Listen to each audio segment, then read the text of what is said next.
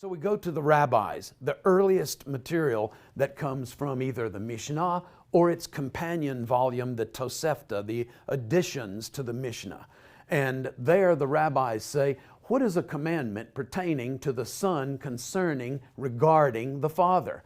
That's the son should be giving him food to eat, something to drink, clothing him, taking him out and bringing him back in, and washing his face, his hands, and his feet. And it's all the same with respect to sons or with daughters regarding their responsibility toward their parents. So this has to do not with saying yes sir and no sir, yes ma'am and no ma'am. It doesn't have to do with obeying parents. It has to do with taking care in some kind of a legitimate and very physical, kind of way, taking care of elderly parents. Now, this is, in our world, can take all kinds of forms.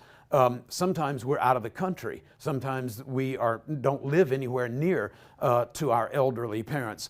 The point is that Jesus is making here is we have a responsibility to care for our elderly parents who cared for us in our youth.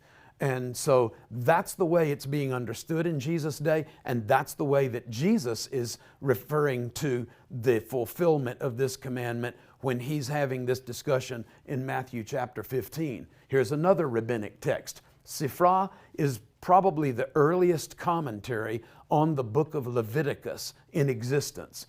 And the rabbis say, what is reverence and honor? Honor means that you must give the father food, drink, and clothe him, cover him, and I think that means to provide shelter.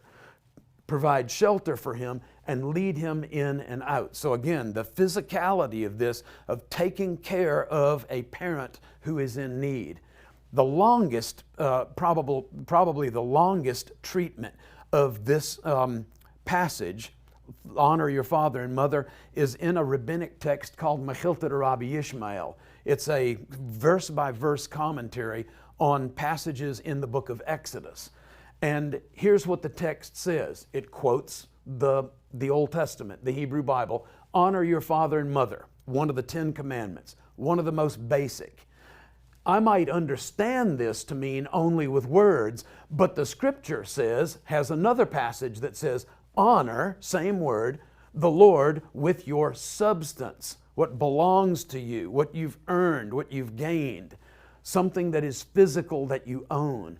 Honor the Lord with your substance. And so since the word is the same, honor father and mother, honor the Lord, then this must also mean, hence, the commandment must mean with food and drink and clean garments. No distinction is made between man and woman. Again, son or daughter. It's the same. The responsibility to honor one's father and mother is very dear in the sight of him by who the world came into being, because he declared honoring them to be equal to honoring him. The same word, this word kaved. Honor your father and your mother. With what? Just like you honor God, with what you own, what belongs to you. And this is just a wonderful, probably back to the time of Jesus, treatment of the first, that commandment, honor your father and mother.